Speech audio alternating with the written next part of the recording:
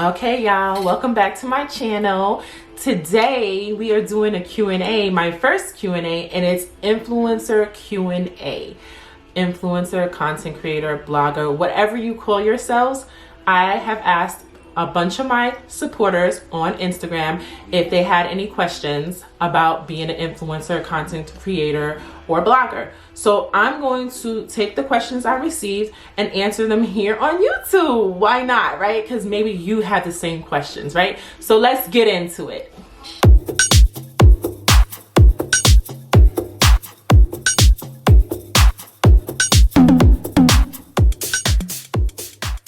So the first question, and I'm not going to tell you who it's from, we're just going to answer these questions. First question, tips for planning out content. Tips for planning content. I have one journal book. You can get this type of book from Marshall's, stationery stores, anywhere. You could use just a regular composition notebook if you want to keep it funky, okay? But what I do in this is I plan my content month. I'll put exactly what it is that I want to do, and as I get them done, I check them off and I highlight them off, okay? Put my everyday life, because my life is crazy, okay? If you don't know, I'm a nurse. We got this coronavirus going on, so your girl's been working. I've been working 12-hour shifts, right? So I have to work. We're homeschooling now. And what else we got? Oh, I'm a mom of 4. So I'm teaching 2 middle schoolers and 2 elementary school kids right now. So I'm so happy I still have my hair, okay? So I'll even put on here, I'll remind myself to pay my car note. I'll remind myself to make sure that I cook anything by the days of the week. If certain things don't get done, especially the things at the bottom, we put it off to the next day and the next day. But hopefully we try and get most of that done. Same thing with my planner. I'll show you a previous month, like February.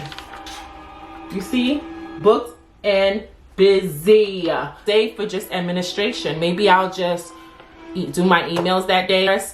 Is progress, whether it is you just sending out a pitch email, or you answering emails, or you applying for campaigns on campaign platform, or you editing, right? So those are things you can do on your administration day. My administrative day is Monday, because I truly do not work on Mondays. If I work, it's usually towards the end of the week, Friday, Saturday, Sunday, or I work in the middle of the week, maybe Tuesday or Wednesday. I pick up my own shift because I am a PRN nurse. I can make my shift, and it goes based off me and my family's schedule. Post when I have a giveaway announcement, a texture shot picture, Wet Curl Wednesday, lifestyle photos. If I have campaigns, usually they're scheduled. They'll tell you what day they want you to post them, so you block that day off. And then the day before that, you need to put in some regular content that you created that's not sponsored in between that, because you don't want your page to look like an advertisement page, right?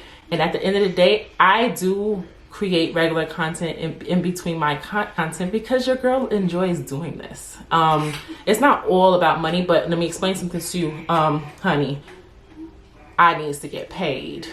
I will make content for my audience for free, because that's how I started, you know, and I love doing it.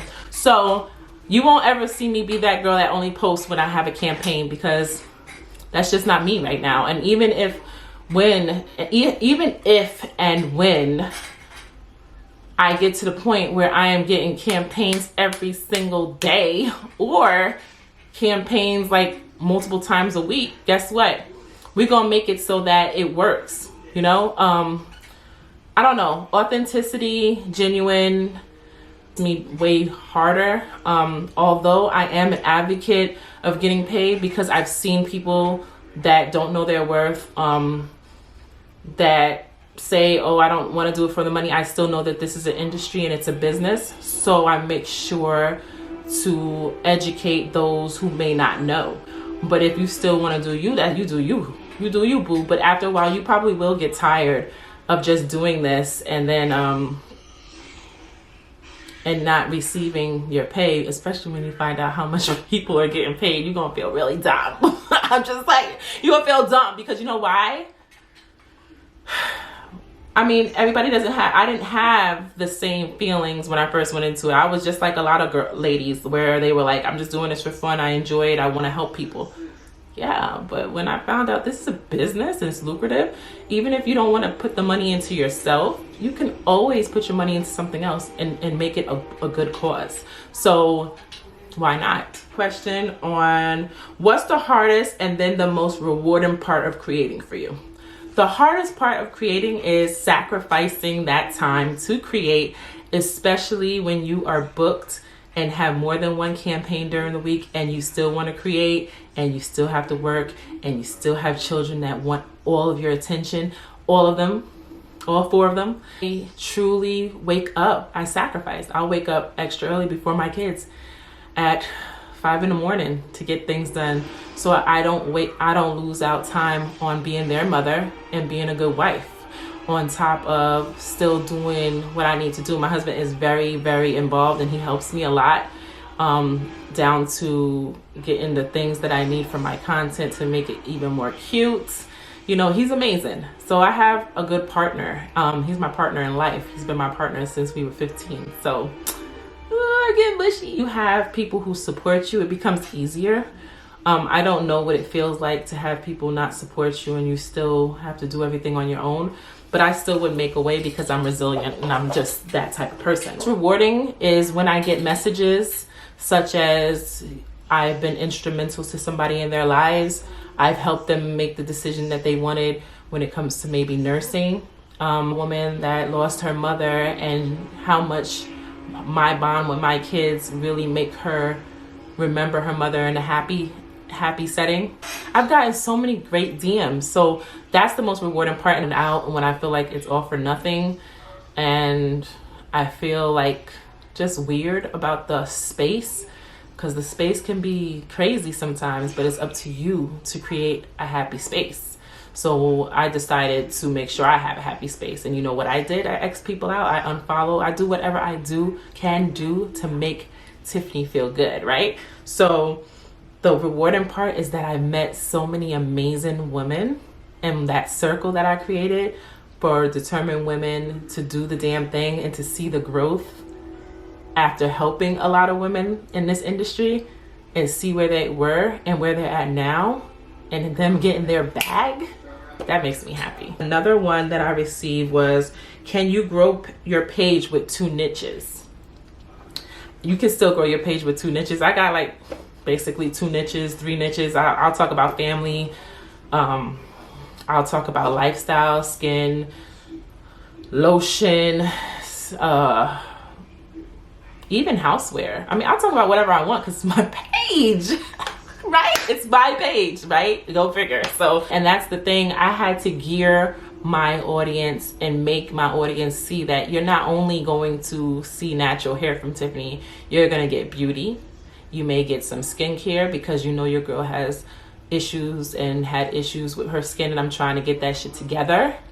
I'm trying to get it together. But people need to realize I will try different house cleaning stuff. I will try different body scrubs, because who says you only got to use one just because you love it? You can love more than one. I know I'm a person who loves more than one thing. They're going to see from your page and what they can expect from you. So if you want to be that girl that talks about family, beauty, natural hair, lifestyle, then go on ahead and do it. But make sure that your page visualizes that. When somebody looks at your page, they can tell, oh, she's lifestyle inspiration, this, and that. Out properly on your page, it can be confusing to not only brands, but it can be confusing to your audience. I will say that because I didn't niche down just into natural hair, I am growing slower. I don't want to have to rebrand my brand. So if this is what you're used to seeing, I don't mind. If you have any other questions, you guys can comment below and I can use that for a part 2 if you would like. Question is, how far can you go back when posting videos to YouTube? If you plan on coming back slowly and just putting out that content until you get to the present content, it could work. But if you find yourself about to throw in content that's newer with your older content, I would say don't do that.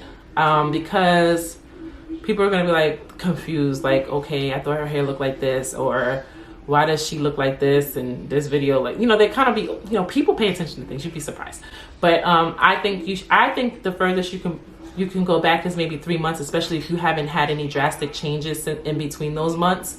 But that's just my personal preference. If you feel like, hey, I still look the same, my hair still looks the same, then go ahead and do it. And then I would say it wasn't hard because I wasn't searching for it. I didn't know I could get paid until a brand reached out to me. And to be honest with you, the only reason why I learned early about getting paid your worth is because the first brand I worked with and traveled with paid me very well. So I was like, I already knew what I deserved and what I should charge and how things should go early. It's a great learning experience, and I wasn't taken advantage of throughout this industry and journey because of that. It wasn't entirely hard for me to get partnerships because once I decided to stop holding back and just be myself and not care what others thought of me, my brand started to take off better. People can sense when you're not authentic, when you're not genuine. And to be honest with you, whether they like it or not, I'm gonna be me. And other than that, the brands seem to like it. So I haven't had a problem with solidifying campaigns. The only thing I would say is that recently some brands don't want to pay you your worth. Brand telling me that other influencers charge cheaper, and it's unprofessional, and I no longer want to work with you. So you don't have to worry about us going back and forth anymore, because that's very unprofessional.